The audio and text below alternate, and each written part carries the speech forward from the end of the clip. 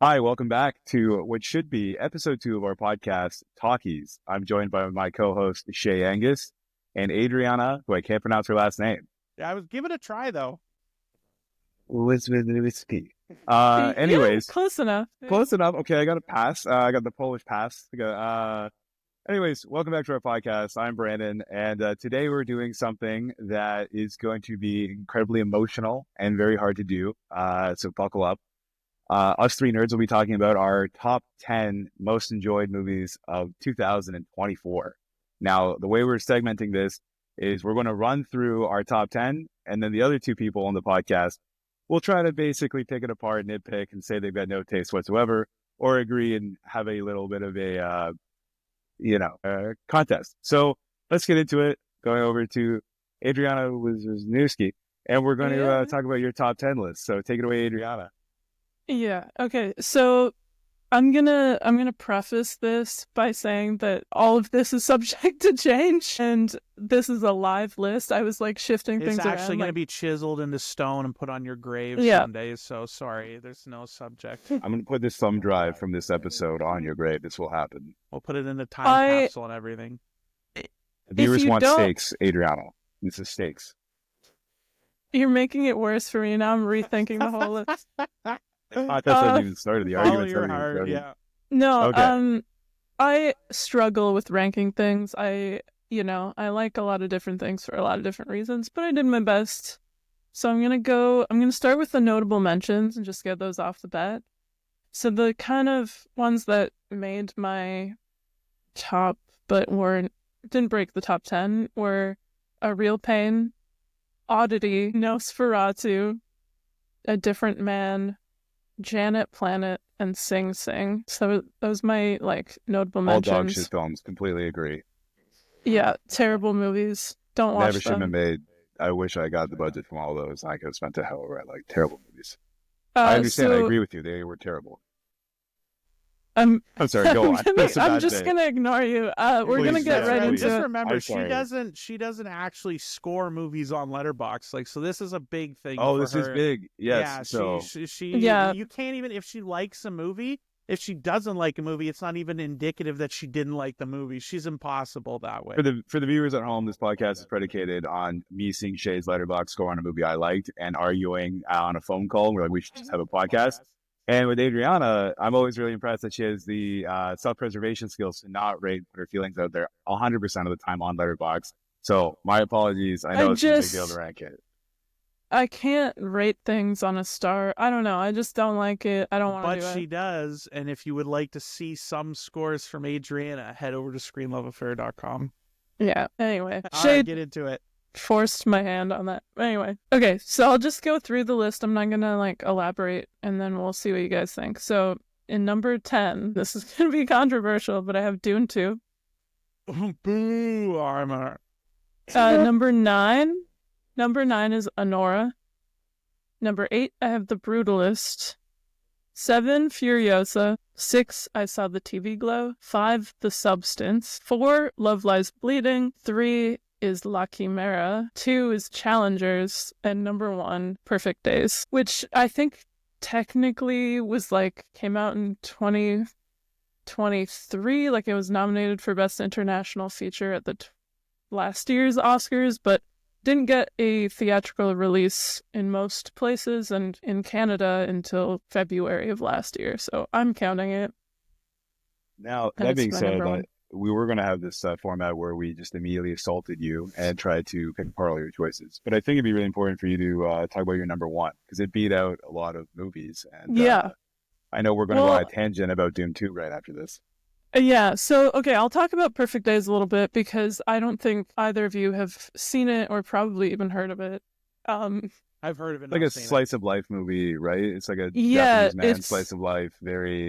It's a very me movie. It's a movie I would love. It follows a Japanese toilet cleaner. His job is to go through public toilets and clean them. And it kind of follows his day to day. And there's not much of a plot, and it sounds incredibly boring, and yet it was like one of those movies that like worked its way into my being and like changed my perspective on things. And it has probably the best soundtrack of any movie that came out this year. So That's bold. I was watching Shay's Soundtrack. face contort like an evil smile creeping up. Well, that's good. I validate a lot of that. I think that's important to Well, have now a that good we got the soundtrack. positivity out of the way, Dune Part 2 on number 10. Are you on crack cocaine?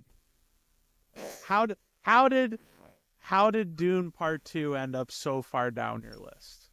So, okay, Dune is a movie. It's the movie I saw more than any other movie last year. I saw it 3 times in theaters, Same here. all with Shay, I think. No, I went 7 times. two times. 2 of those times were, I don't know, whatever. I saw it 3 times. X2 we did. Mm-hmm. And it's a movie that, like, I can't say a bad thing about it. Like, technically, it's amazing. Visually, it looks amazing. It's, like, epic. The world building is great. Timmy puts in a good performance. Zendaya is great. I love her. It's, Debatable. you know. Big Zendaya hater. I still put Dune 2 pretty high up on my list. No Challenges is not on my list, but we'll come back to me later. Go on. But anyway, so it's, like, a movie that, technically speaking, I can't really say anything bad about. But it's also one that, like the first one, I just, like, don't have any, like, lingering feelings or, like, personal feel. Like, it didn't impact me personally in the way that a lot of these other movies did. And that's kind of what I'm going off of for the most part.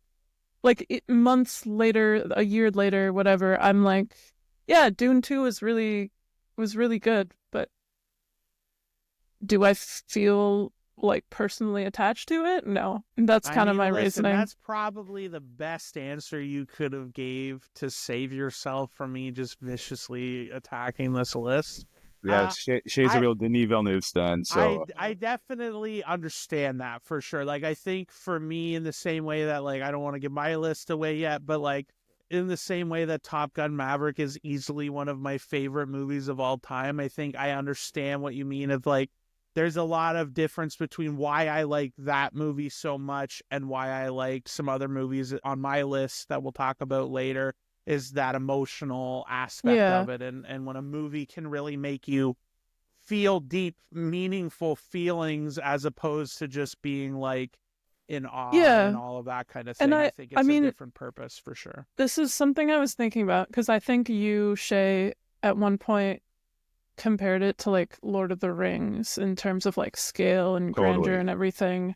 And it's sort of like the science fiction Lord of the Rings. But I was thinking about that because the Lord of the Rings movies are some of my favorite movies. And I, like, feel so deeply connected to them, rewatched them, like, countless times. Like, bits of the, Howard Shore's, like, theme will play and I'll, like, feel emotional. And, like, I never get old of those movies and feel really connected to them. And I don't have that with Dune. Even part 1, I had to rewatch it before part 2 came out because after seeing it the first couple, like, I watched that one twice in theaters too, but but I, like, did not feel any compulsion to, like, return to it until part 2 came out. I agree with that statement. I saw part 1 in theaters and once on streaming, and both times I was like, it's pretty cool. I get what they're doing. Didn't love it at all. But when part 2 came, it really changed my perception. It's all the payoff.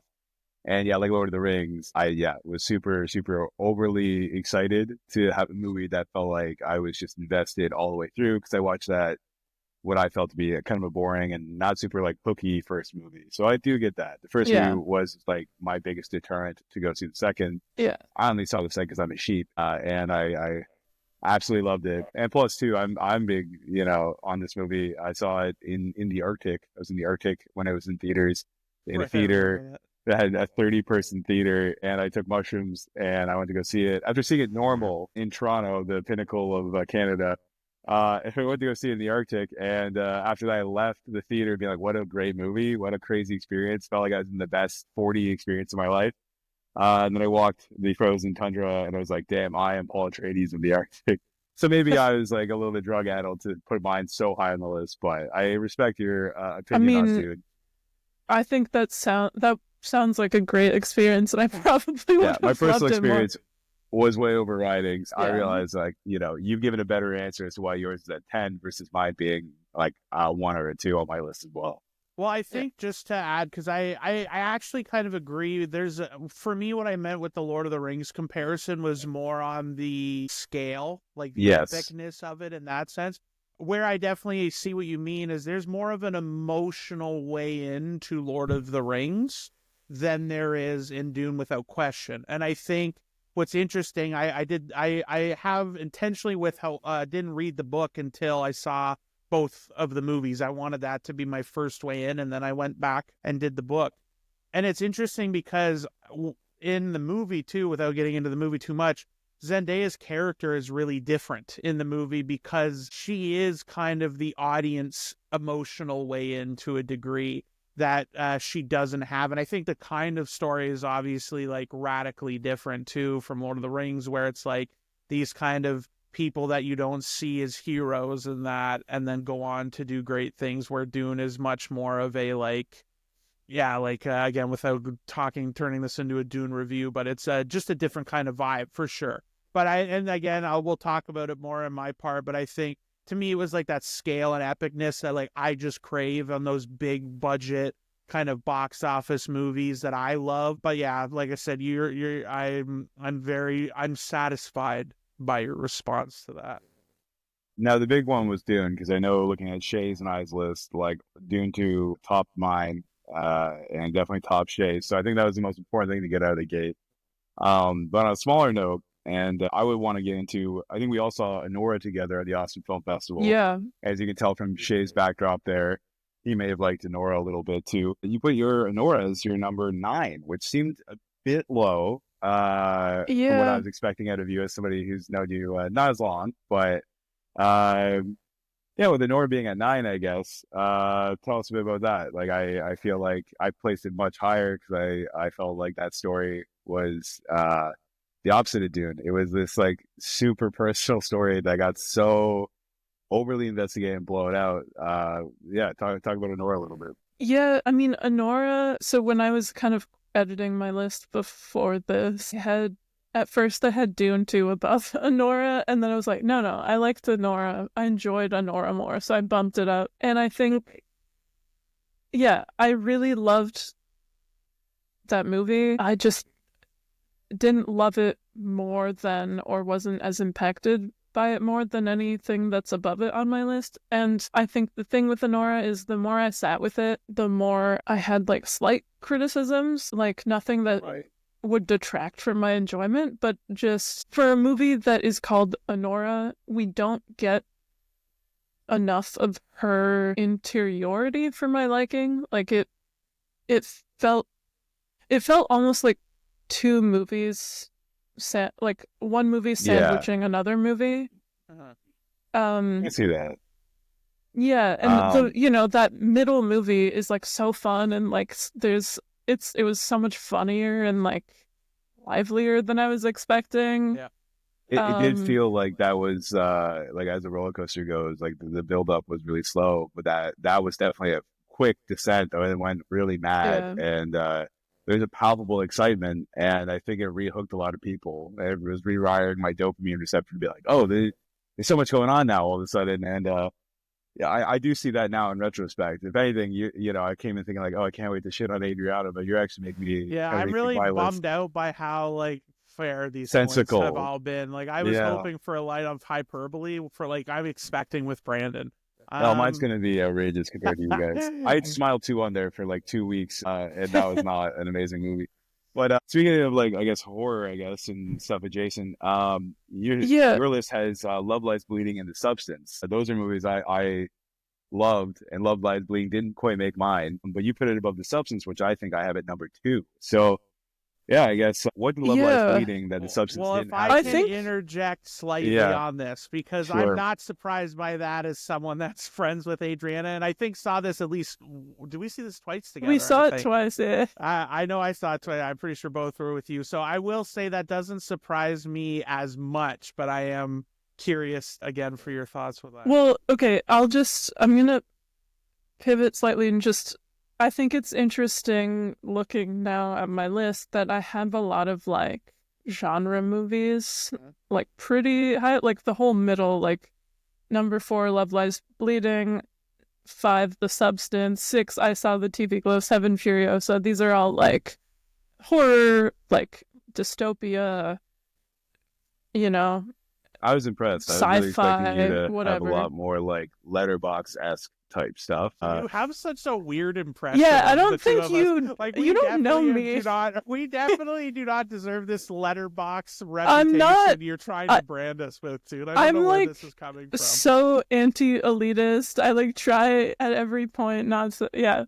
And if I can just say, if any one of us are like biggest like letterbox wannabes, it's absolutely you. Like, yeah, for you sure. think so much about like I need to come up with the funny, witty review for letterboxed one-liners. Like, you actively think so much about that.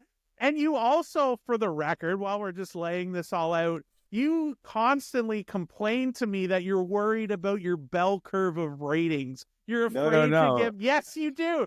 Don't lie, because you're like, oh, like because I said you once. I'm like, well, if a normal, like I said to me, like a normal bell curve kind of makes sense if you watch a ton of movies, because like you have movies you really like. Generally, you're not going to watch movies you know you'll hate or won't like. And, but you literally like send me screenshots of your bell curve and like, I'm a little, I don't know, like I feel like I'm going too positive and like you're skewing. So No. anyone's a letterbox wannabe, it's you, and Sure. I will refuse to accept the branding on Adriana and I. I'll quickly admit I don't want to derail too hard. I'll admit I try to be pithy, because when everyone says excellent film, cinematography, Robert Eggers, I'm like, Nosferatu is pretty mid, not gonna lie. But my point with that is, maybe, sure. I am Frankenstein's monster, but you are Frankenstein, sir. Dr. Frankenstein. You are like, Brandon, get letterbox. Look at this world of letterbox. And you are the one. I have not. Frankenstein's monster doesn't go, oh, my bell curve. He goes, me, bell curve. I don't ever talk about bell curve. You're the one. Don't Tell lie me to about me. my bell curve. Don't 100%. lie to me, bro. You're like, well, okay, maybe you're preempting it then, because you've constantly brought up, because I actually, now that you're saying this, I remember bell curve. I'm not above that line of sophistication. It's but like, again, I asked you why monster, you don't give out 5s, because you're like top 4 or whatever on Letterboxd. I give Lord of the Rings 5s. Yeah, right. Well, thank God. But like, but like even those ones, I'm like, dude, give out 5s. It's okay to give out 5s. You're like, no, I don't want to. Like, I'm like, I don't know who you think's looking at your letterbox and judging you harshly. Me, dude. I've overrated so many movies. I get drunk and scout that I rate a movie. That's okay. There's a lot of reasons. I would be more upset if your letterbox was like wildly skewed negatively. I'm like, why do you watch movies? You clearly just don't like movies. But anyway, I just wanted to defend this, because I feel like Brandon's brought this letterbox things up multiple times, and we're only like 2 actual episodes in, and I feel like I don't understand where this comes from. I'll tell you when you're older, son. I'll tell you when you're older. All right. Generational trauma about letterbox reviews. My dad would letterbox review me to death. I appreciate it. Can we get back to what matters, which is my list? Yeah. Okay, so on Love Lies Bleeding versus The Substance, I think both of those were like super fun movies to watch in a theater. I had a great time watching both of them. I love The Substance so much. I'm so glad it's like getting some recognition. Demi Moore is like nominated for an Oscar. But to me, it's like it stays at this like over the top surface level deliberately, but there's just a little more meat, I think, with Love Lies Bleeding for me. And they're very different movies, but both kind of over the top and using genre tropes in different ways. But yeah, that's kind of why I put that one above. For anyone that can see the video feed, I'm making mad faces, not because I disagree with anything she's saying, but because I'm bummed out by like, that makes sense. I get that. I wish there was more to argue with about. I think the last one for your list that I have a question on was like talking about like these emotional kind of connections into movies, and I can see that kind of littered throughout your list. But Challengers to me, I wouldn't say is the exception to that, but it's more of the surprise if that's kind of the metric. So I'm curious. I know that you like that, but just by that grading scale, I'm not sure if that applies here or if you found a more of an emotional way in. But like, how did that end up so high? Yeah, I didn't feel as like emotional, I guess, about challengers in the sense that I wasn't like crying, or like it didn't speak to me on like a deeply personal level the way something like Perfect Days or I Saw the TV Glow did. But I fucking love that movie so much. It's like All right, well, you got to everything about it, all of the choices, the score, the cinematography, all of the acting, all of the story choices, the writing. Like, it's just, to me, that movie is like firing on all cylinders.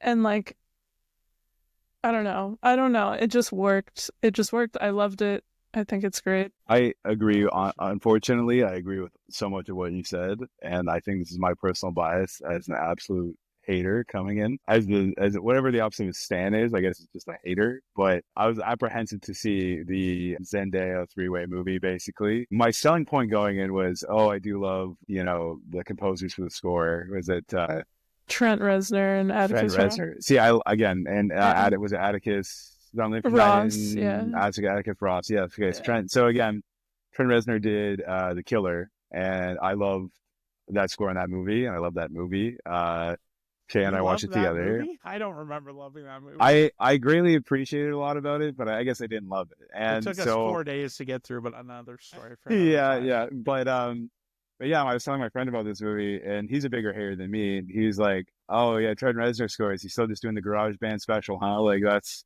Because, I mean, just think about it. It's synths and beats looped over and over and over again. He commits to it, and it's great most of the time, and I enjoyed it when watching it. But, like, I listened to the soundtrack on Spotify. I'm surprised it wasn't my Spotify Wrapped. And the more it sat with me, like what you're saying, it didn't resonate personally, but I think it was a technically excellent movie. But it hovered at, like, my 11th or 12th spot for so long, and it didn't make the list. And that's why now it's my sworn duty to come in as the hater and be like, similar to you, like, it just didn't resonate with me, but it was so good. It was firing all cylinders. It was a movie that I just didn't love enough. Kind of like The Killer. I wish I loved The Killer more last year when so much about it technically felt very like refined and enjoyable and concise. I was just like, not enough, There's movies that you finish you want more from. I didn't want more from that one at all. I think that's so fair. Yeah. I think that's fair. I think Challengers is really interesting, and it's surprising even to me that it's so high up on my list and that I enjoyed it as much as I did, because I have not really clicked with Luca's other movies to that extent. Even like we went to see Queer, and that was like his other movie from last year, and there was a lot of like technically good things about it, but similar to how I felt about his Suspiria remake and like the cannibal one, Bones and All, yeah. Just like, I'm like, okay, yeah, this is very well made, but there's like something that I'm just not clicking with. And for whatever reason, and I suspect it has to do with the script and like because it wasn't written by Luca, and just the tennis, I think, is something that I connect with, and the performances, like all of it just worked for me this time around. And yeah. Well, if we want to go from the well thought out list with no hyperbole, I think that's a perfect transition into Brandon's list, where I expect much more of that. All right. Well, thank you for going first and being put on the jury, being our first to defend it very well. I look forward to the hot seat. It's pretty hot. I think in episode 1 during the intros, you gave yours, and I was like, oh, well, set the bar low. Anyways, I'm Brandon. And now here I am like, oh, fuck, the bar for defending is pretty high. I thought Shay and I would be able to get a bunch of like one-liners that are clippable and just absolutely dunk. But yeah, truth is. Don't worry. I feel like there's some dunks coming. Oh, they're coming out. Yeah, they're coming all over. Okay, so let's start it off for me, I guess. Again, we talked about this off the podcast. We talked about how to rate things and like how we each rated stuff. And as I mentioned on that little tangent, I assume there'd be a lot more technical correctness and more like of the traditional, film critic type Yeah, review. because you have this such a weird version of what he thinks we watch movies like. Yeah. I don't So- get it. I don't get it so- at all. I feel just like gonna just okay, before yeah. you get into it, I feel like if I was the person you think I am, Shay wouldn't be friends with me. So I'm like, it surprises me that And also, just to add to that point, even if anyone is like critical of like the filmmaking, it's easily the you. Like you are the one that's like, I didn't like how the lighting. You could see that the prop guy didn't care, and I'm I like, wouldn't what are have you picked talking about? I those didn't even know. curtains for that scene. Yeah, you come at me with all these random weird filmmaking things, which I'm like, great. I'm like, but I think I've said to you once before, I'm like, I'm so glad I don't watch movies the way that you do. Oh, it's brutal. Because Yeah. I don't see that kind of stuff. So once again, I think Brandon is just projecting onto the two of us to deal with. Did you know that I himself. actually work at IMAX because I'm a master projector? No, I'm kidding. Yeah, Okay. no. So yeah, Right, go ahead. thank you for clarifying. Yeah, so I was trying to make sure mine was as true to like my movie theater experience. And again, like I was saying earlier with Dune 2, being inebriated definitely factored in. When I left that theater and I was like, man, what a great movie. It's the vibe I got. It's the price I paid to go see a movie, and I think that I wanted that to stay in my list. Like, even if I'll be honest, I was also toying a lot with Gladiator 2. I felt like that was a really fun watch when you're drunk as a skunk. I was like, some good stoic machismo. But I knew doing that would be a step too far because I did watch Gladiator 1 after that. And much like Smile 2, Smile 2 was on my list at one point. Thought it was actually really enjoyable in theaters. Watched Smile 1, and I realized it was good, but it wasn't top 10. So I was critical in a different way. But here's my list. Starting at number 10, I have Long Legs, followed by number 9, beating that out, Late Night with the Devil, followed by Speak No Evil, and then Strange Darling, looking at Shay for a reaction there. Then A Different Man, which was snubbed by Adriana, Mad Max Furiosa, which again, I think that made some people's list here, and A Real Pain, also snubbed on Adriana's list. Real Pain was my number 4. Snubbed. listen, Adriana's the new Oscar. if I could have included them, I would. I loved both of those movies, but I'll let you finish. So yeah, number 4 was The Real Pain. Number 3 was Anora. Number 2 was The Substance, and number 1 was Dune 2.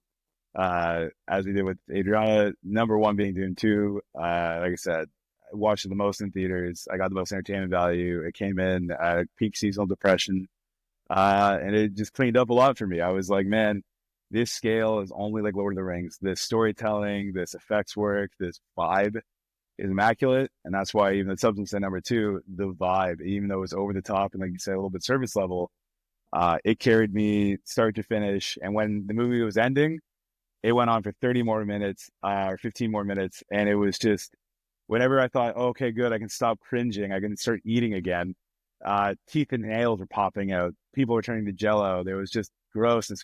So all about vibe, Dune 2 at the top, followed by Substance, and then everything after that, I just kind of fit in. Well, I think I speak for Adriana and I both when we say the obvious problem with your list is Strange Darling. Yeah. Well, okay, I find your list really interesting because Okay, thank you. There's I immediately some- come in with hate, and Adriana's like, I think there's... no, because there are some really Failed art interesting project. picks that are like pretty high up that I wished, if I could magically have more movies in my top 10, would have shoved them in there. And like A Real Pain, that movie, I cried like a baby. I loved it. It felt very like it spoke to me on a personal level. Yeah. But it just, for whatever reason, like the small scaleness of the story and some of the, I feel like the character arcs and payoffs didn't, I don't know, whatever. I like just, it didn't break the top 10, but I really loved that movie. I think And then- just to very briefly defend that and agree with you there. It spoke to me overwhelmingly personally. And part of the reason I ranked it so high is because I think you think about storylines and the hero's journey and stuff like that. Like, again, Dune 2, I got a Chosen One rises to power. There's all these character arcs and story types that people have. But I think it was just awesome to show a movie where there's a narcissistic character that, is the supporting role who never gets better. And I feel like that's become a trope. I haven't seen one in a while. But that I just loved it, like the fact that he can't really change, and it's just accepting his his life, just accepting who he is and how he rubs you the wrong way, but you love him. And I think it was a speech that was given by Jesse Eisenberg that was like, my pain is so unremarkable, it's not worth talking about. And I think like I think every guy that I've ever like gotten to know has had that moment at one point. And yeah, maybe I'm just suffering a lot, but that was the moment where I was like, oh my God, that's my favorite line probably. And the context of it, just the group social embarrassment. There's social horror. That's a big theme in my thing. Speak No Evil. It's all social horror. It's all social etiquette played up to 11 of like, what would you do? And what would you say? You're only trapped by being rude and trying not to come off as a certain way. And I think that's something that this year I was really cognizant of, especially in previous years. There seems to like Eat the Rich. This year is like social horror. It's like being an asshole is as bad as being a serial killer until you're being serial killed. Like, I don't know. And then A Real Pain is this very subtle tie-in of like, it's impossible to love some people. It's impossible to expect them to change. You got to accept who they are at face value. And when he says goodbye at the airport at the end, and they never confirm it or say it, you're just like, damn. It's a story. It's almost slice of life, but incredibly painful, So I don't know. I do like it for that, but I do admit, especially on Dune 2's the tops of the scale. That is the inverse. I'm kind of saying I respect you. I respect it being so high because I do think it's like a great movie, and I understand why you would rate it so highly. But speaking of taking, if I can just swoop in, hold on for 1 second. As a comment on Brandon, I had such a good transition going. I have ruined it. I apologize. I just can't let this go, and you'll see why. For Brandon being worried about social etiquette horror, I've never been more uncomfortable listening to someone talk on public transit in my life. This guy was just going, he's so loud. I know every single person around us is hearing this conversation, and I'm just like, but that's what I love it. I'm like, I want to be invisible on public space. So anyway, I just listened to you like, oh yeah, all this social horror. I'm like, just an astonishing lack of personal awareness given how our metro trip went by. It's not a lack. Have you seen Speak No Evil? Yeah. James McAvoy is me. I'm saying I love that movie. I didn't tell you why I loved it yet. I love it that's fair. because I relate with the villain so much.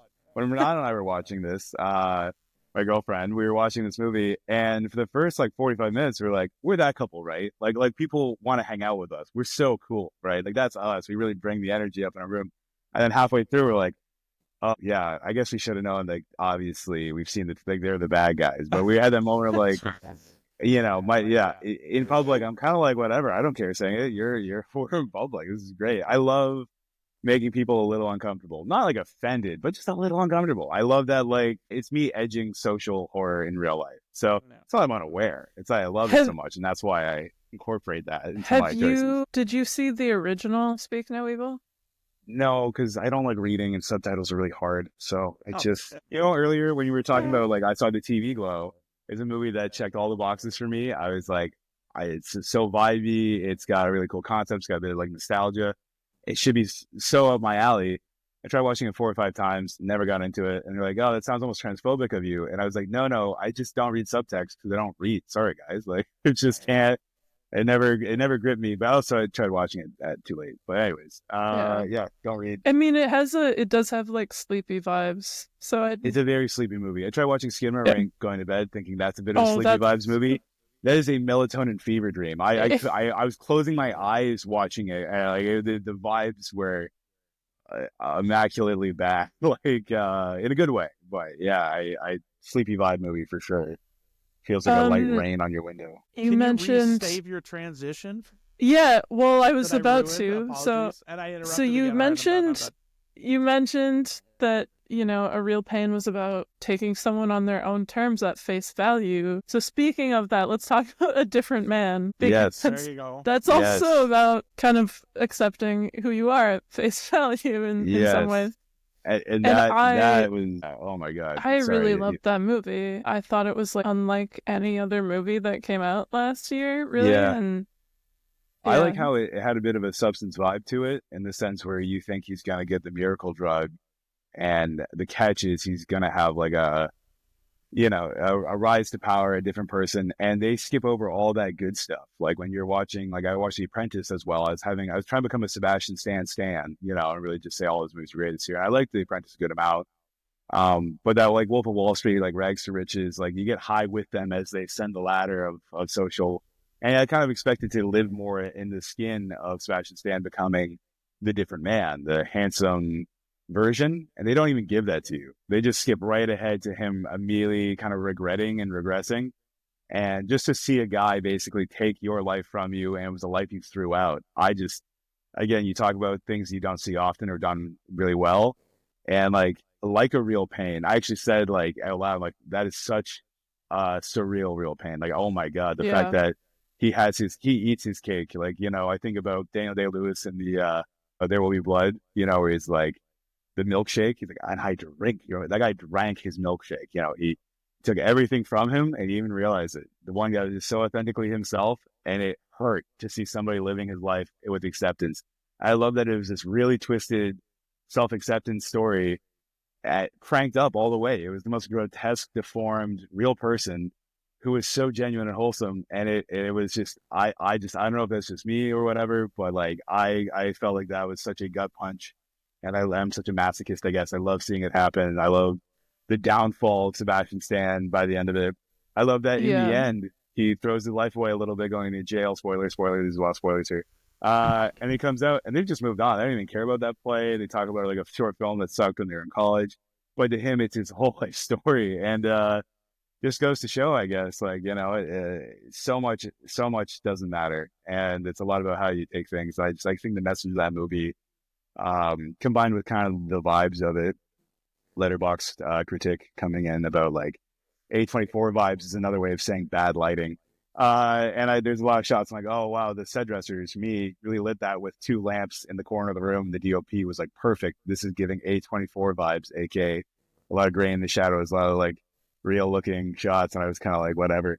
But again, I appreciate it a lot for what it was. And I think the message in the story and the way it played out, I couldn't really predict where it was going. And every time it went somewhere, I was like, ouch, bro, ouch, wow. So I love the pain. I love seeing somebody get what they want and fail horribly. That's just, yeah, it's so relatable. Yeah. It was so like darkly funny too. I found like I kind of Yeah. really got on its sense of humor, its wavelength quite a bit. So Yeah. There's but also the comparison to the substance I think is really good. And I've seen a lot of reviews that are like the substance but for boys, or like the substance because Real. of Sebastian's death. But yeah, Okay. Yeah. thematically Any pretty other... similar. Why are we letting Yeah. him off with Strange Darling? This is easily Okay, Yeah, well, let's I be was a part of saving that. I got I a was really saving bad that for the rebuttal. end because I think you and I are gonna go in for the kill a little bit. Yeah, try to so kill me on this. I've got an awful rebuttal for that one. yeah, Well, I think I guess I think I watched it maybe the most recently of the three of us because I watched it like a week ago or something. I mean, I hadn't seen it and I really knew like next to nothing. I remember there was a lot of hype for it. I think I missed it in theaters because I was back home and then I just didn't see it and then time went on. So I watched it with kind of no real context to it and I found it like wildly mid. And I think like a lot of these kind of like I didn't think it was a very tight script. I had problems with again people making a big deal of the twist in this movie, but to make it a twist, you have to just manipulate things in a way that I don't think adds anything interesting. But like this is, I think I want to be like this is like just for context of my thoughts. I like Long Legs is the only other movie I would actually really contest on your list. But with that movie, I really liked. To me, it was two completely different movies that didn't work together, smushed together. Yeah, I you really get it. liked, What? yeah, I really liked both aspects. The ending didn't quite work for me, but like I liked that, and there was good things about that. yeah, I agreed. really don't think there was much about I- Strange Darling at all. Strange Darling was the most underwhelming movie. It was the biggest disappointment for me last year because it was so overhyped.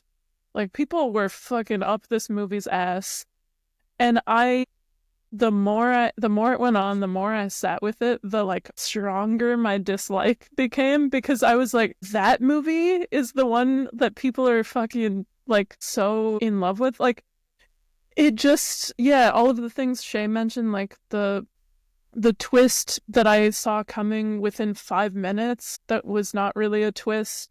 Fucking title card announcing that it was shot on 35 millimeter. You like that?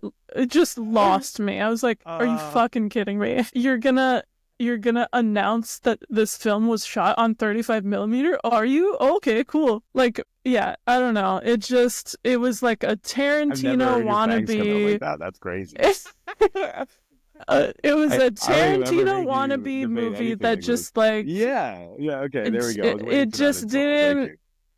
Yeah, I don't No, know. that's really good. It's funny because I was like, I'm surprised you guys haven't said it's like a Tarantino wannabe, or as soon as you said it, like, there we go, they got it all. First of all,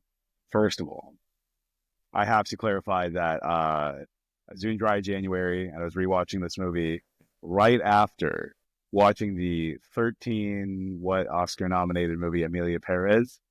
So after watching Amelia Perez and then watching that movie, I was like, wow, what a straightforward-ish plot with stuff happening with actors I liked that looked. And to be fair, Devil's Advocate, the A24 vibes were pretty good in that. You know, a lot of neon blue and neon red. You know, very, very, very drippy. So yeah, I guess I saw that movie when it came out, and I remember like liking it a good amount, like because I saw it in theaters. I saw it right around the time I think Late Night with the Devil was in theaters. I liked that a lot in theaters, which I'm surprised nobody contested me on that one because I think everybody, you guys, Shay at least, mentioned the egregious AI use in it, and that's why I kind of thought I was going to get more flack on Late Night with the I Devil. mean, I think there are bigger fish to fry Bigger as far fish, as that but goes. yeah, But, yeah. with the late, I almost said Strange, "Don't Worry, Darling," Strange Darling. strange darling. Wow, very memorable movie. I hope it makes your top 10 list. Yeah. Okay. Anyways, the real reason is I'm just a really big fan of Kyle Gallner, the guy from Smile and Smile 2's opening scene. He also is in a movie called I think it's called Passenger or The Passenger, and I just want to see him in more movies. And I like as a guy. I don't know. He looks like a very He likable guy. he is. He's great, and in this movie he's okay too. But yeah, I don't know. I like the actors, and I think the whole point of it was I felt like the execution was enjoyable and it was simple, and it's two people, and not to sound like Chris Stuckman who just kind of fluffs everything because he's like, as a filmmaker, this would be really doable and smart with your budget, and it's an indie darling movie. But yeah, I think all those things apply to me. My grotesque, over letterboxified enjoyment of it is I thought for what it was, I really enjoyed it after watching such bloated movies this year. Again, like Amelia Perez, fresh and sober off the back of that movie. Strange Darling, I found just like, yeah, again, the Tarantino vibes for me were hitting. I wasn't, to be fair too, I think I was coming out of the washroom when it said presented on 35 millimeter. Because I think I also would have been like, okay, and I would have, but yeah, the title cards I thought were kind of like a great stylish choice. That I was like, oh, it feels very Tarantino like. The opening really hooks you driving down the road with the shotgun in the back. Like, there is that mysterious element, although I do agree, yeah, it is a little bit manipulated to get there. Yeah, I found like that movie fairly similar to Furiosa on my list, where Furiosa felt like such an epic story that was like parsed out. The viewing experience of Furiosa I really enjoyed because it felt like you're just learning so much and there's so much going on. Where in Strange Darling, it was like a micro scale of that. It was a smaller movie that just had a lot of action. And yeah, I think the slowest part and the most annoying part was probably like the foreplay stuff. And that was the only part where I found myself like kind of wanting to move on a little bit, and I was getting tired. But I don't know. I found that movie from when I watched it the first time to rewatching the second time, appreciating it way more. And on that note, I was trying actively to not put The Brutalist in my top 10 because I found that movie to be 4 hours long, almost about nothing, like a Seinfeld episode with sodomy and heroin. And Oh, yeah, see, when we talk about it on mine, I think I totally disagree with that.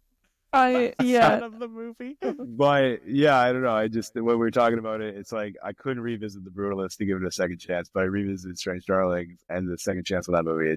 I will just especially say after Perez. if you were in a headspace where you gave Amelia Perez a 2.5 out of 5, I can understand why Strange Darling feels like a perfect movie to you. Yeah. I also I I came in pretty strong, but I don't think it's like egregiously bad or anything. No. I don't think it's a terrible movie. There are some really nice, pretty shots. The cinematography is good. It just felt so like, and I think I even said in my like initial review, like it was like enjoyable enough for there was nothing I didn't. I don't know. It was enjoyable enough Good for the movie, but not most great. I part, get that but opinion for sure. the longer it went on, the more I like sat with it, the more I was like, I like how this they is set up not worth. Schrodinger's or Chekhov's gun, but it's Chekhov's cocaine. You know, like he ketamine's him, and he's like, if you remember Operation Taco Gary, I think one of my favorite parts was when they also did the Chekhov's cocaine. Where they're like, "Oh, my emergency brick of cocaine." Like, why do you have that? And then later in the movie, they're tranked to death basically. And I'm like, "Well, they pulled an Operation Taco Gary." Like they're fighting for their life, and they just plow their face into a bunch of coke to wake themselves up and save themselves from immediate danger. So yeah, so I like Kyle Gallner. It had a bit that they took from Operation Taco Gary's, clearly, and I saw it after Amelia Perez. So those are my three amazing technical excellence defenses and rebuttals to your critique. Anyways, I don't feel too strongly about the rest of this. Like I said, Long Legs, I felt like I was primed to love. Like I was super stoked for that, and again, just for those reasons, it didn't quite make it for me. But I definitely understand there being really good aspects of that I think were really good. But yeah. Yeah, same with Late Night with the Devil. That was a movie that I thought was like fun, and like considering how small a budget it had, I was like impressed for the most part. But the like conceit of it didn't quite work for me, because the bits that were the TV show were great, but every time it cut to like the behind the scenes, I was like, it doesn't make sense that they would be shooting this. Yeah. It broke it up a little too much. So it pulled me out of it a bit too much. I get that. I recently watched a found footage film called like Mind, Body, Spirit, and it's a bit insufferable. It's about like a wannabe health and fitness vlogger, and that's the premise of why they're always recording themselves in this creepy old house. They inherit, it's like hereditary. I won't get lost in the weeds. But I think, my biggest thing was the same problem with that was when a ghost is picking up your camera and recording you doing great dolly zooms and stuff, I was like, this is really defeating the format for me. And yeah, I do agree those intermittent black and white parts were a bit weak, but I do like that they set up bits in that. Like, when Chris Stu is whisked off to the hospital, they say lines or you hear things that hint that things are going south, and they're only confirmed later. I felt like it was a movie I watched twice. I watched it at Halloween. Felt like a very Halloween vibe episode of something. I like David Dastmalchian as an actor. Jack Delroy I thought was like a fun character. I liked the Dead Wife Bohemian Grove stuff. Like just the vibe, and I think the story of it I really found to be worth investing in. Yeah, just not contemporary. I think I was also hitting a wall of contemporary enjoyment this year. I say that, then I said Nosferatu couldn't crack my top 10 because it just was a little bit like Robert Eggers fluff. I didn't want to be the 13th person to be like, what an original movie. Yeah, I don't know, just didn't vibe. But on that note, I see you guys want to move on to let's get on to Shays. I love to hear the only opinion that can't be defeated. Shay, well, I feel Adriana kind of crushed us on the opener, I think, for this one. But, we thought you were an easy victim. That backfired. Yeah, so I actually feel like the narrowing it down to 10 was easier for me. The order is where I struggled a little bit. But so I think starting with number 10, A Complete Unknown, the Bob Dylan biopic. My number 9 was The Brutalist. It actually slid up my list after a second watch. Juror number 2 is my number 8. Number 7 is The Substance. Number 6, Furiosa. Number 5, Oddity. Number 4 is Anora. Number 3, the English title of it is How to Make Millions Before Grandma Dies. Number 2 is Thelma, and then number 1 is Dune Part 2. I feel like on my list, it's probably a lot less surprising. For me, I feel like Dune 2 being a number 1, other than the fact that I saw it 7 times in theaters. It was, that was only 7? I think it was 7 or 8, but I think I watched it 8 total, 7 times in theaters. But we did an article which is why we did the 4DX version. We did the article on Screen Level Fare for seeing it all in the different formats and using that movie as an excuse to experience the different formats and see which ones we liked more and whatnot. But yeah, like for me, honestly, there's two moments, one in Lord of the Rings and one in Dune, where I only had this specific feeling. And in Lord of the Rings, it's in Return of the King when Rohan shows up at the end and they give the big war speech before they charge in. And that that moment, that scene gives chills down my spine of like, oh, like it's like I can close my eyes, I can picture it, I can hear it. It's one of like the coolest feelings I've ever had watching a movie. And, you know, I'm actually a bit of a Timmy stan. I've loved Chalamet in like pretty much everything he's ever been in. I'm not a hater like one of our friends, Abby. But there was a lot of talk with Dune about like how like Denis Villeneuve was like, if Chalamet didn't do it, I wasn't going to make it. And I didn't really understand that until that moment in Dune Part 2 where he goes in and kind of assumes this position in the mantle and gives that speech.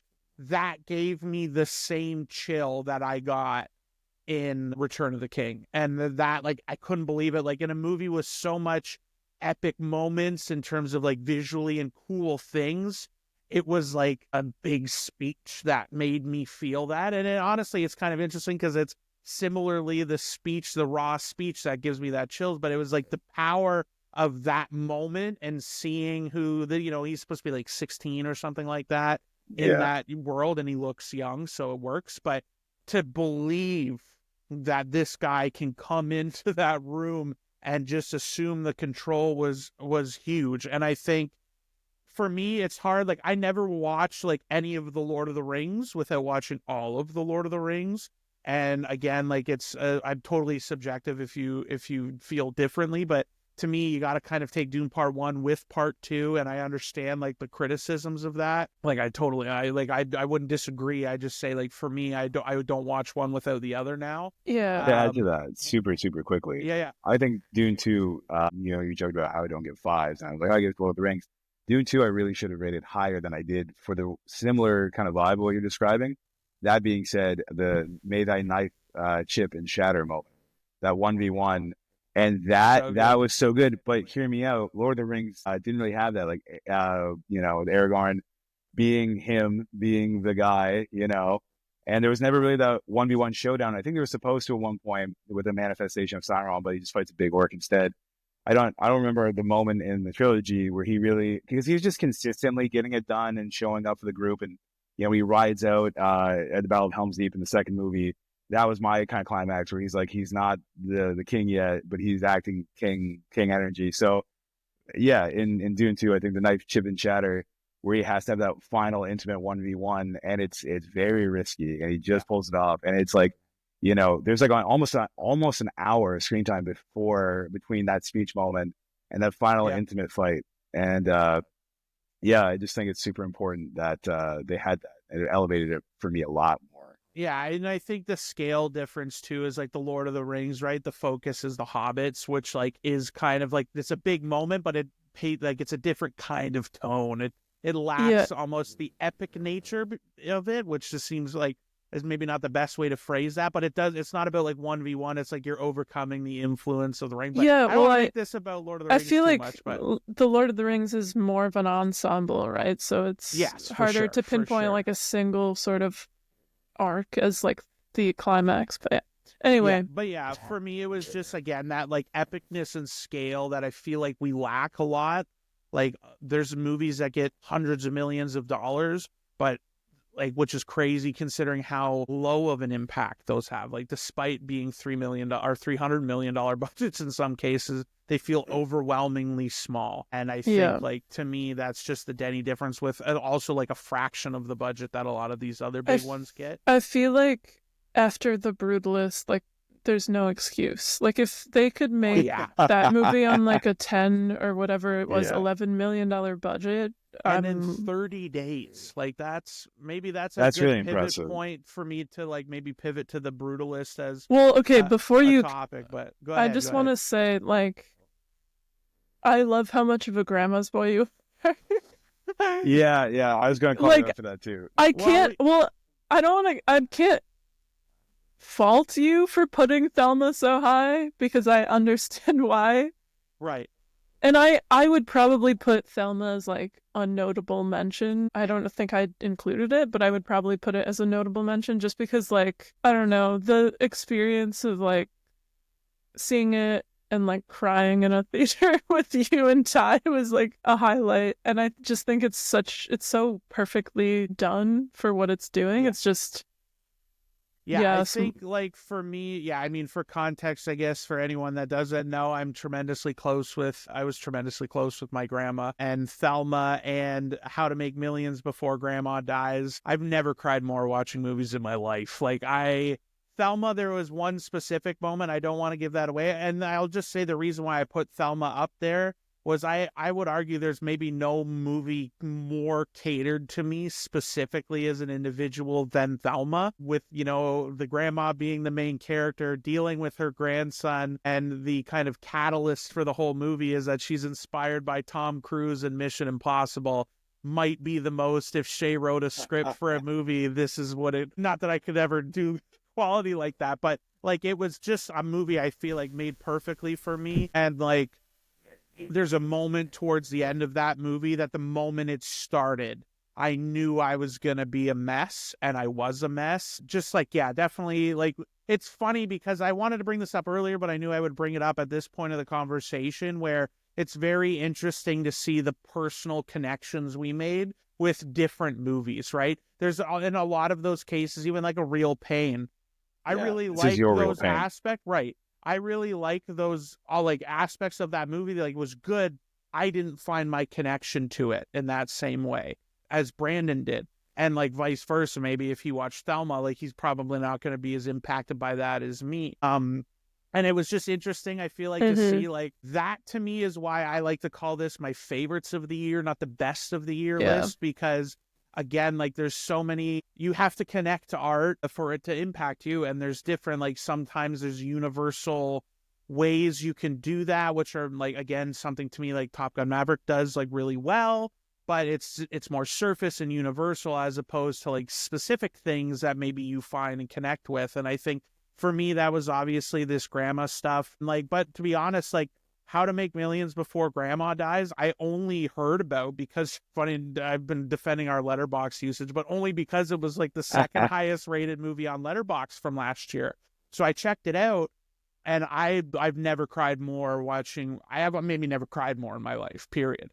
Like, there were multiple moments in that movie that just got me over and over again. And again, like, I feel like it's melodramatic, which I feel like also kind of makes it elevates those emotional bits a little bit more. But like I was like an absolute mess. Like, I watched that with Ashley, and we grabbed the Kleenex box, moved it over to the couch. Like, I was crying a lot, and it was just one of those ones, like, I felt very well done, but just like emotionally, just like tore me to shreds, and I knew it would, and it absolutely did. So it was very much a personal thing for me. And again, like, I feel like the reason why those two movies were lower than Dune was, again, the thing that, like, when I think about what I love movies that can make me feel, so that's why those are so high.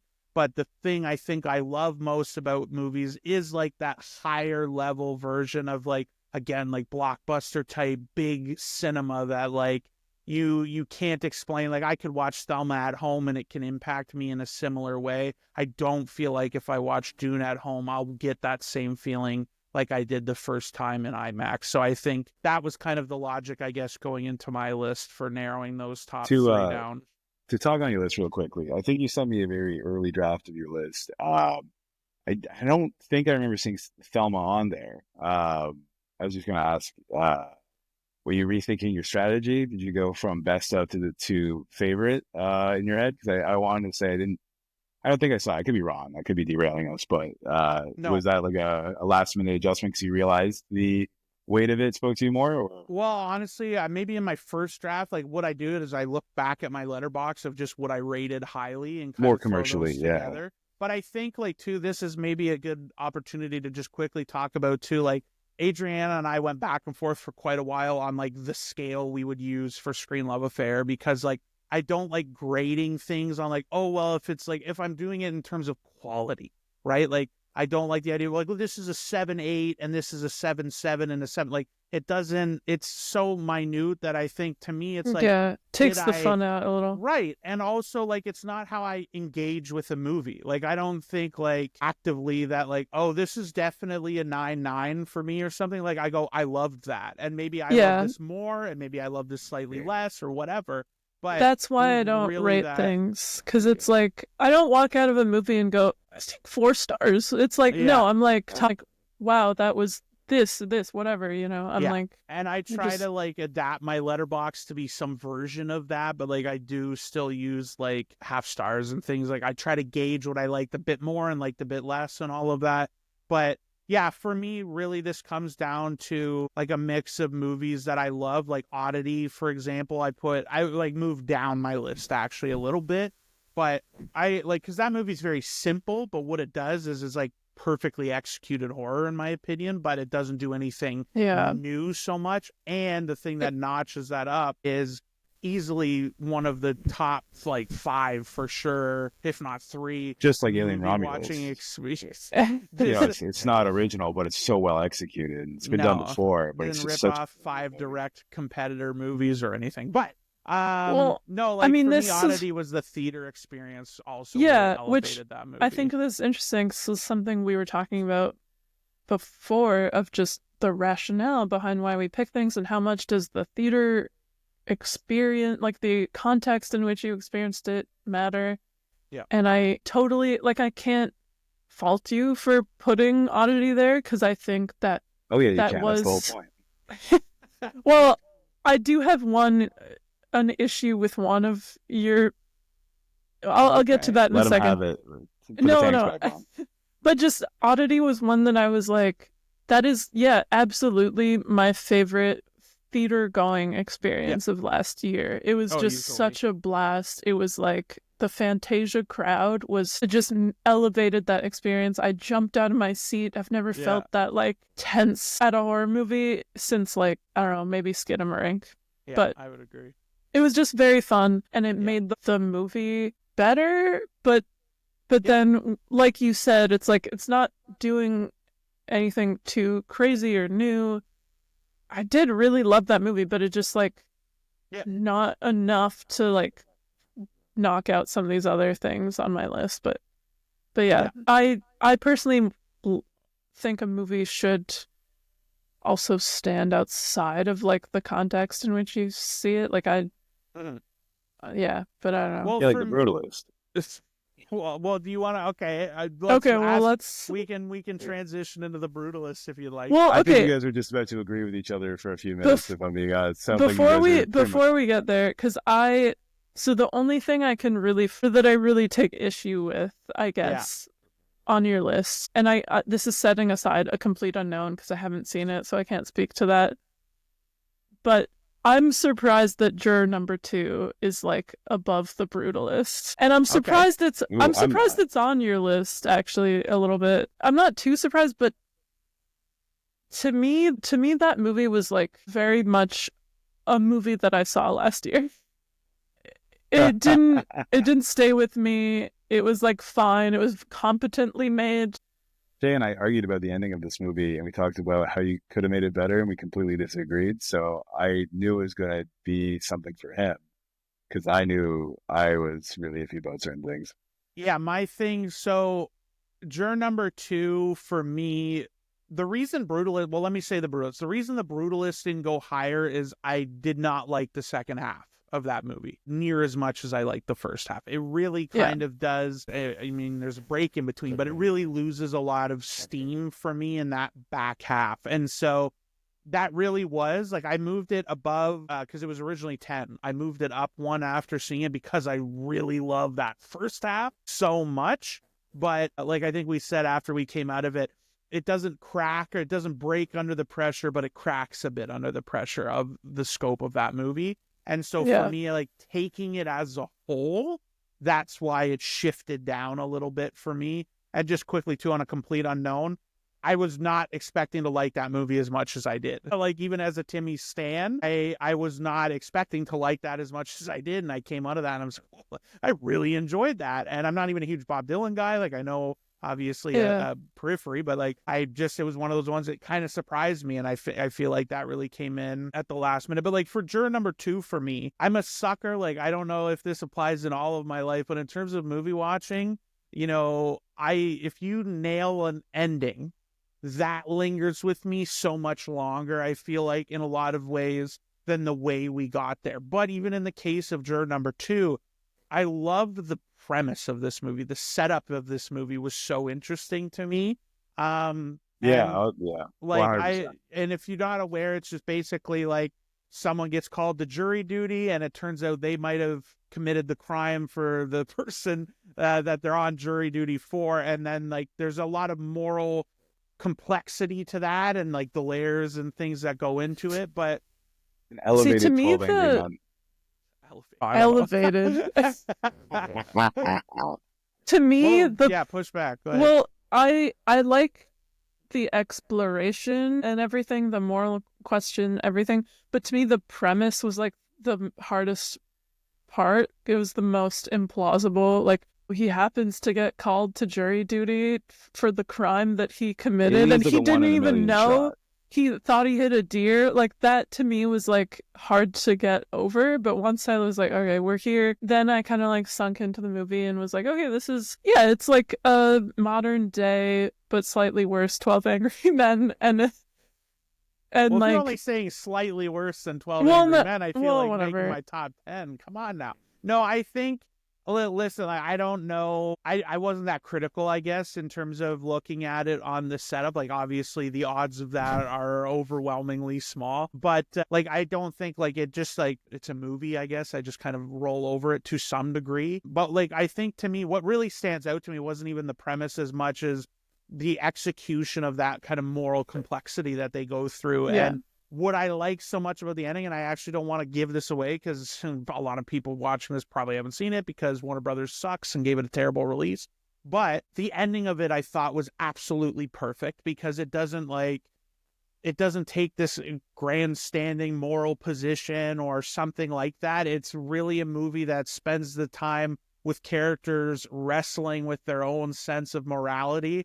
And I like that the movie ends without giving you that like answer, as if like, let us tell you what you should have Yeah, done. I Or, will say I liked you the know, ending quite a bit. yeah. And I think like when it ended, because the whole time I'm watching too, eventually it hits a point where I'm like, how the hell are they going to end this? And I think I was expecting, no offense to Brandon, the kind of cliched ending that Brandon suggested. And I didn't like that because I thought it detracted from the themes of the movie. And I don't mean to sandbag you because we can't talk about it. I don't want to talk about it, maybe in a future episode. But like, to me, I really liked that it wasn't a definitive ending in terms of like answering kind of the questions it poses throughout the movie. And I think especially for the context of that, to me was like, oh my God, like I really like, was like, when it ended, I made a sound of how impressed I was by that. And it just like blew, like I was kind of excited for it. And the fact that I absolutely like loved it, like I didn't dislike anything about it really. And again, Nicholas Hoult, who I've been pretty like aggressively mid on for critical pretty on the much pod before. everything. Yeah, exactly. It was the first time I'm like, this was perfect. Like he was perfect in that role, I thought. And, All I want to say on all the things you just said is I didn't think it was morally ambiguous enough. I think they redeem him a little too much. I wish they didn't clarify. I wish I knew. I wish I knew that I we didn't both know. did a dog head tilt at the exact same time. Yeah, no, I hate that. I won't get into it, but yeah, I think they could have kept him more gray. Like, they show him not drinking. I would have loved to not know if he did or didn't. And oh my gosh, you really don't know. Let's not turn this into a juror number 2. A jury for juror number 2. It's why I couldn't put it in my top 10, but I respect that you put it in yours because I did like a lot about it, and I wanted more of it. I wanted, like you said, the ending lands for you, and landed for me in the sense that I loved how they concluded it, but I was also wanting more. And that's a great sign versus that, being done with it as soon as it's over. So I respect you putting it there. But I will admit too, it's definitely like probably, I guess I would say the most surprising entry on my list or whatever. Like it's, like there's like obvious, I think, reasons for a lot of the other ones that are there, but like I understand. Like it was just a case of like I was pretty excited for the movie, and despite that excitement, I still came away liking it even more than I like hoped to. And so I feel like it really, like, again, I come down in the same way, like a real pain. Like, I just want to walk out of a movie and be like, oh, like, and have that Yeah. feeling. I don't care necessarily how you give that to me. Like, that's what's interesting. And like a real pain, I just didn't have that connection in. So I'm like, yeah, that was good. I see why people are really liking it. It just didn't connect with me. And again, like we talked about Nosferatu, like it ended, and I was just like, yeah, as opposed to having that next level thing. So when the movie ends and I'm just like, oh, like I literally, like, Yeah. I think, like we watched it together and I was just like, I literally was like, I was so excited with it. And I think so, oh yeah, I really liked it. Definitely, I think more than some other people, but I still think there was a lot of positivity around it too. Like no one, Yeah, again, I like think you that's said, fair. even Adriana, it's not like there's anything like other than maybe your issues with the setup. Like I feel very competently made. Obviously, Clint Eastwood's Yeah. been at this for a little while now, and all that. And so yeah, that was kind of my thing on that one for sure. I know we were running a bit late here. There are two things that I feel like need to be talked about before we end it. One, Furious was a little bit divisive this year, and you and I definitely put Furious higher on our list. I touched a little bit on it because I love the epic scale. I do want to hear your thoughts, but before you tell me about that, I gotta remind you, I need to hear more about the Brutalist. Okay, yeah. So Furiosa, I don't know. Go It's ahead, Adriana. interesting. We all kind of put it in the middle of our list. Right. And didn't talk about it. We're all like, yep, Yeah. middle of the best movies, but it's still Which not I worth. kind of think maybe is emblematic of overall sort of why it ended out there for me. Yeah, It's impossible. Like I said, I try to go in knowing as little about a movie as I can. Usually, Mission is an exception to that rule, but also try not to set expectations on things. Yeah. And I feel like it's no fault of the movie itself, but following up Mad Max Fury Road, yeah, you can't ignore that. And you're not gonna, like, I personally, and maybe someone else was lucky enough, but like I couldn't detach them. And so I really liked Furiosa. There was things about it that they did differently, a little bit more on the effects side that I didn't like as much as Fury Road in terms of execution. I mean, I think that's emblematic of where VFX is in general now. Yeah, I agree. Also, a ton of people were getting pretty fucked up on Fury Road. Like it was a really hard movie to make physically, like in the desert. Yeah. Like Yeah. you guys are, like just a 180 on that one. I think the only way to make that movie with like the director of that, who's like 80 something years old, is not to do another hell slug through the desert. I think you do have to rely more on VFX, and as much as it is like a bit of a letdown compared to the former movie, yeah, I think them just doing the Marvel movie special to make the effects passable is something I try not to hold against them. If I did, it would Well, not but break my I talk need back. to like, but I get what you're saying with that, but at the same time, like the way you make things impacts your overall feelings about them, right? Like Totally, yeah. and No, I want to again, see like people get I fucked think up that's a doing thing. that. Again, it's a big reason why I love the Mission movies. Yeah, What he's willing to do in those movies is not anything anybody else does in movies, and I think that to me is why they shine so bright for me, is that like I know that, I feel that, and I feel like it comes across on the movie. So I get what you mean about like if two people don't die every time a movie's made, it's not as good. I mean, but like yeah. but like I think for me, like it just didn't have the oomph that Fury I Road agree. did. And so like again, like but again, I don't have major faults with it. Like it was really good. Like the scenes that they do well are really good. I did not like the time jump. Like that kind of bothered me a little bit because like I'm like, oh, like you just like, and then a really cool thing happened and we just kind of read past it. Like it, and again, like it changes the movie completely if we linger on that, and it adds a lot of time. But it's just tough when you're like, show me something really cool happened, or you quickly montage your way through it. I, as a viewer, was like the time jump at the end. Yeah, like it's not just a time jump where like don't even show me, or like, oh, and then like the big war happened. I'm like, no, like you can't take that away, or like I don't, like you can obviously, but like it just, as a viewer, I was like, well, I want to see that. I would have liked to have seen a bit more of that, or and stuff like that. But like again, it sounds more negative. Like again, it was is number 6 on my list. Like I really liked it a lot.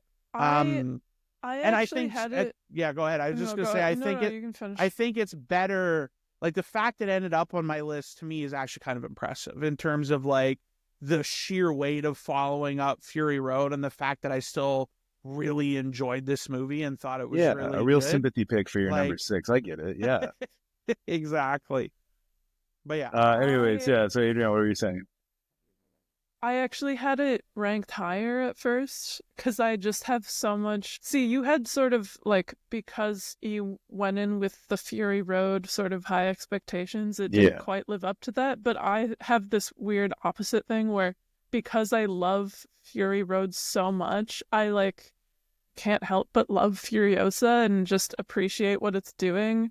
And I think it complements that movie so well. Like it just sort of elevates and expands on the world in a way that I thought was like really interesting. Oh my God, sorry, anyway. kitty cat.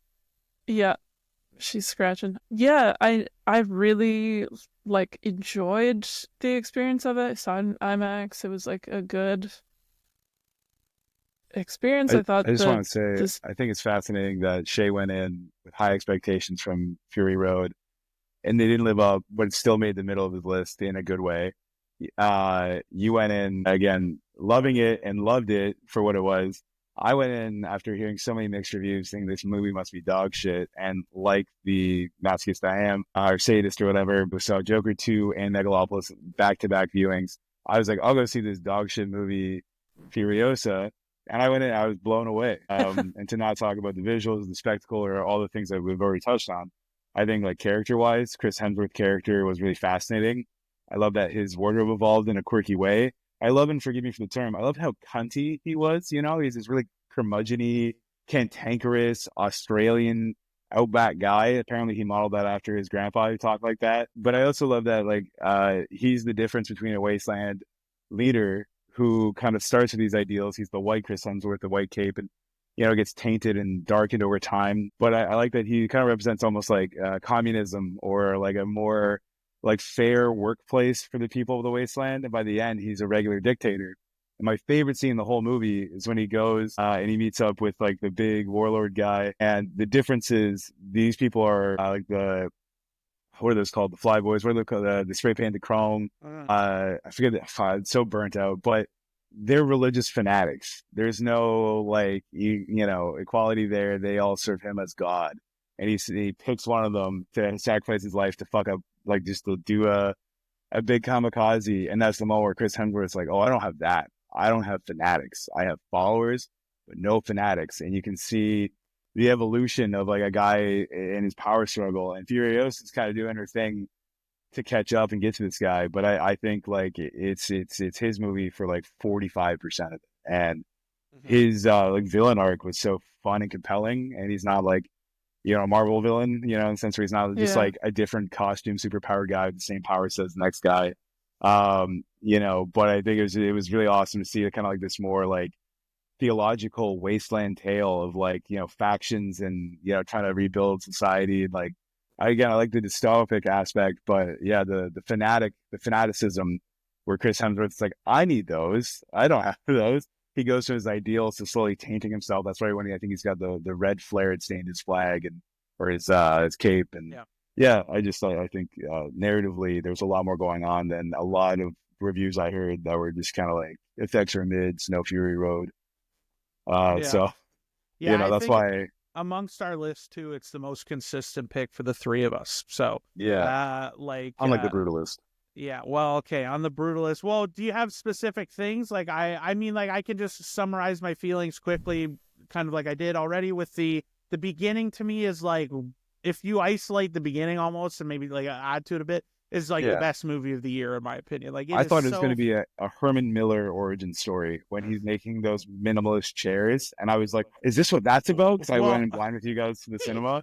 And then by the end of it, I was like, oh, what was this? Speaking of going in blind, for the record, I had no idea what brutalism was. I did not know this movie was going to be about an architect. To me, the Brutalist was, I'm like, someone's getting their asses kicked in this movie. Like, 1,000%, that's what I went on it. And there's a scene in the movie where he's like, we're not getting paid. What are you going to do about this? I'm like, man, he's going to kill this guy. Like, now we're going. And I'm like, oh no, this dude's just a straight up architect like this. And then I like Adrian, I was like, well, brutalism. And I'm like, no clue. No clue. So I feel like I definitely wasn't, again, I had such little expectation that maybe kind of worked against me in the first half. But even on my first experience, I thought there was amazing things about it. And once it was done, it was probably the movie I thought the most about, just again, retroactively down the line, whether it's visuals that just stuck in my head or moments and things like that. But Yeah. all of that, I think exclusively is front loaded. It's in that first half. There's a couple good, things that were obviously good in the second, but just like everything that I loved about it, like I said, if you isolate that first half of that movie, to me, it's like the best movie of the year, I think. And that for the fact that the back half falls off so significantly for me is why it ended up so far down on my list, because you can't build. And like, again, we talk about an ending, like that ending just fell flat for me. And it honestly fell flat both times. Like I skip, and it's I just do like, think, he's old. yeah, What do you want? the epilogue especially is like probably the weakest part of the movie for me. And yeah, for 4 hours to fuck up the ending, I was irate. I don't think it's like the worst ending it could have had, but lacks the oomph, right? Like, yeah, it lacks oomph. And but I think that for me is it. Yeah, I think seeing the movie a second time just like reaffirmed all the things I already felt about it. Like, yeah, that first half like almost perfect. It just when we saw it in Austin, when we hit the intermission, I was like almost not in tears, but I was like kind of like in awe, in the same way you were. Yeah, same that here. moment in like Dune 2 with Timmy's speech, it was kind of that type of thing. I was like, and that first holy shit, flies. It surprised me a second time when the intermission hit. I'm like I've seen the movie already, and just technically, I'm like,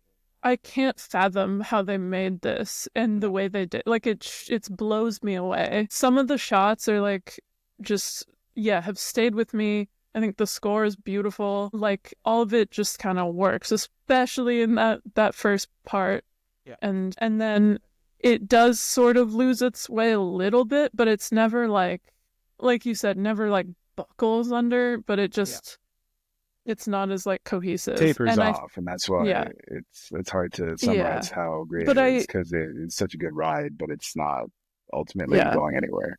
And I think that's why does he do I heroin? don't know if I agree. Why does he do heroin? This hate bit of like disagrees, like it doesn't go anywhere. My problem is that there's not there's not one, I'd argue, main theme. There is a ton of different themes, though, like littered throughout that, I feel like. Yeah, it kind of bites off a bit more than it can chew, I think. Yeah. Right. Yeah. There's because there's this whole thing between like the artist and the, what's the term I'm looking for? Oh my God. Like basically the person financing it all and making the patron, right? The artist and the patron. That's a big part, was good. Particularly of like that's what I'd probably argue is the main kind of thing throughout. But like, yes, there's all kinds of different components. Then there's the immigrant story and the American dream aspect, and there's the family aspect. There's things I also don't want to touch on the if people Zionism. haven't seen. Yes, like there's I really want to talk about so much about it that I think. Well, post Oscars, I think if we want to revisit it, we can dig in. We'll see how it does at that point. But really quick, the part I want to talk about without talking about it, that is one of my favorite parts, even though it feels like some people might dislike it. The part between the client relationship he has, I love that. That is the ultimate, like, symbolic of the power he has over him. As somebody who used to do a lot of client work and creative client work, like doing video work for realtors, the scene in the rock quarry at the bar night thing, that you liked that? I loved it because it did as a represent metaphor a lot of that client relationship where you feel like your partners because it's your thing with their money, and then in the end you feel like you've been done wrong many a time in the wrong place. Anyways, I'm not going to say the word, but what I mean. I absolutely thought that nailed that theme, and that's that thematic part for me. I thought that's interesting.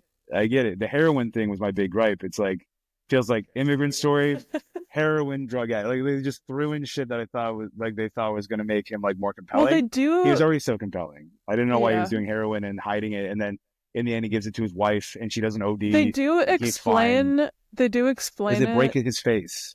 Yeah. And then Well, they they give it explain it, to but him it on doesn't the add anything to the ship. movie. To me, Yeah, it's the way I see it. It's like another layer to the sort of failure of the American. Like yeah. his nose was broken, and the way they fix it is through this Give him addictive pain drug that meds. causes another problem, and it's just like representative of like the whole experience. You go there, yeah, I don't know. Fair enough. Just that payoff of like just reinforcing that after we've seen 3.5 hours of how hard it is to immigrate and live through this like generational war trauma. It just felt like whoever was writing this or whatever was like mic drop, the great line. It broke his face, and that's how he's been coping. And it's been coping the whole movie. It's like it felt like the weaker element to keep adding runtime to this already really, really long movie. And again, when the ending comes and there's been no OD, which is where I thought it was going, which would have been really predictable and spoilerish, I guess. But yeah, I liked a lot of that movie and I thought a lot about it. But I think Shay and I, when we talked about it, I would use The Brutalist as like I can't let that on my top 10, no matter how much I enjoyed parts of it. For Long Legs, I was like, I enjoyed somebody was not 4 hours and then fuck the ending, Well, So I genuinely think you should like revisit it. rewatch it because again, like we saw it in Austin. It was a busy trip. We were doing a lot of things, and we probably saw a movie, like at least one movie that day, if not also things that morning. Like it Yeah, did a yeah. lot to then go in and sit in there for an almost 4 hour movie. And again, like to me, like again, I don't want to just sit here and talk about The Brutalist like details, but I think like the way like from a plot perspective, purely the heroin overdose that does happen in the movie is a catalyst for change that, again, we kind of gloss over a little bit by jumping to an epilogue. But like there is like kind of purpose to it. Again, though, like I kind of agree with your overall sentiment. Like it just like it buckles under the weight of being a lot. It's not just this like artist patron dynamic. It's all these other things as well.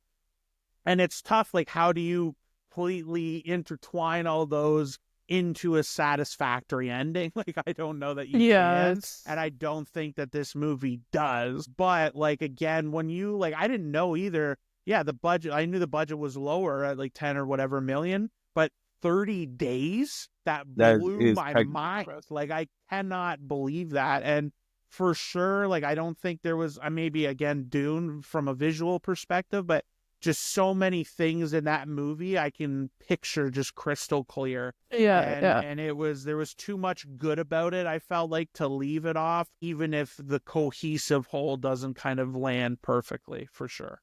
Well said, for sure. Back to you too. I really love that part where they shoot down the helicopter and they're reloading it behind the tank wheels. Way better than all of the Brutalist. That was so nail biting. I love that. Well, let me tell you, you have access to better theaters than we do. Like, I bet you The Brutalist is showing in, like, whether it's, we got to see it 35 millimeter in Austin. 35 mil. And then we just watched it in 70 millimeter here in Montreal. Yeah, but because I know the 70 mil theater here is like not. It's not great. Not good. And the sound is super quick because I've had this discussion with people who like wanted to see The Brutalist, and I feel bad being like the detractor who's like, because you guys literally wrote the book on the theater experience basically with your website. I did want to quickly touch on that. I said like I kind of saw in the best way possible with a bunch of friends at a film festival in Austin, Texas, in a theater so old Harry Houdini drilled through the roof to suspend himself. So I saw it in the most vibe-centric way, like old-timey cinema, old-timey film, Hollywood movie, like very much a movie for movie people and a movie setting with movie people. And I just kind of walked away being like, well, that was a movie. Like you said earlier, very much a movie I saw last year. So my point is, do you think that was the ideal setting? Because the seats weren't really big. They didn't have cup holders. I had my 2 vodka drinks on the floor. My milk duds spilled everywhere. Like, it's not meant for the American film goer nowadays. So was it the best experience, or do you think it would have been better in a modern cinema or streaming at home so you could check your phone when you were getting really Well, this is done where with it? I have 2 kind of clear thoughts about this. So we could do a whole episode on the theater experience. I'll condense this as much as I can, wrap us up with this. But I think for me, the part of The Brutalist that requires, I wouldn't say requires the theater experience is you need to have the agreement with the movie. You need to be there, focus on the movie, and let the movie take you at the pace it's at. Because it gives you a break. There is an intermission built in, so you get that break. You can check your phone, go to the bathroom, grab drink, grab food, whatever you need to do. That, to me, is the important part of the theater experience as it relates to The Brutalist. It's different than something like Dune or like a movie with scale in terms of like show The pieces Snyder and cut set that was 4 hours pieces. long. Yeah, let's not talk about those other things. But like, I think like there's a difference. Like, you're not getting crowd, like in the way that Oddity, for example, the crowd reactions to that film is what enhanced the experience. The terror that everyone was feeling, the screams, like it made you more on edge and all of that. That's not what The Brutalist is. The Brutalist doesn't have really those kind of crowd reaction moments that I feel like help elevate the experience for that reason. But to me, the biggest reason is because you won't look at your phone.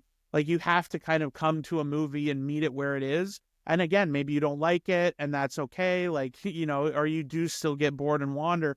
But if you give yourself an out, like, again, there's a thing with Skinamarink. If I watch that movie at home, I do not have at all the experience that Adriana and I had in that theater without our phones. When the movie started, I wasn't getting into it. I'm like, oh, I'm not going to get into this. Like, I'm not going to be able to buy in. And in that moment, if I watched it at home, I would have looked at my phone, I would have checked something, but I stuck it out. And it was one of the best theater experiences watching a movie I've ever had in my life. So I feel like if you cop yourself out that way, that's where you will detract from your experience. And I think like taking advantage of the theaters, like that deal you make with the movie, I'm here to watch and experience this as you laid it out. Maybe you'll like it, maybe you won't like it, but I think that's the best way to try and engage with anything, is giving it your attention. Very well said. Appreciate that. And on that note, I guess, does anyone have anything else, or should we wrap this one up? I think you said it perfectly. I think we'll wrap it up. And I want to say you both sold me, of all the things you said that you're trying to impart onto me as a film goer and a lover of movies. The only thing Strange Darling sucks. No, I'm kidding. Yeah, the only thing I'm really taking away from this is I really wish I got a chance to see The Oddity. I feel like that may have knocked us. Fantasia. There's always next year. Yeah. It'll make some time, but yeah, I'll definitely try to figure out a way to watch The Oddity, because it sounds like it was right up my alley. Like you said, it was simple execution on a simple or great execution on a simple premise, and that's where I find I award a lot of points. So you really sold me on that. Universal, like me, Adriana, Kelsey, and Sam, I think all saw that together and all had the exact same. Like, I also think that. Like, even without the theater experience, it's still a great horror movie. It's very effective. Like, I recommended it to my brother and he just watched it at home and he loved it. And he's like a big horror guy. So nice. All right. Well, I want to cue it up then. And also, I never saw my honorable mentions, so I got 25 more minutes. But The Beekeeper was my number 11 pick. Shout out to good theater experience for anyone that great theater experience. We saw The Beekeeper. It was a group of us. We were the only ones in the whole theater, so it was plastered. It was a little rowdy, and it was so rowdy. Time. Definitely. A homeless guy came in, and he was like, "You want to drink some Hennessy?" And I pulled a bottle of vodka out, and he sniffed it, and he was like, "Oh, I know." And the Brandon whole night, stores vodka in his gym bag. Never drink anything that Brandon offers you guys. On that note, thanks for watching or listening. We really appreciate it. We'll see you again soon, and please remember to chew quietly in the theater.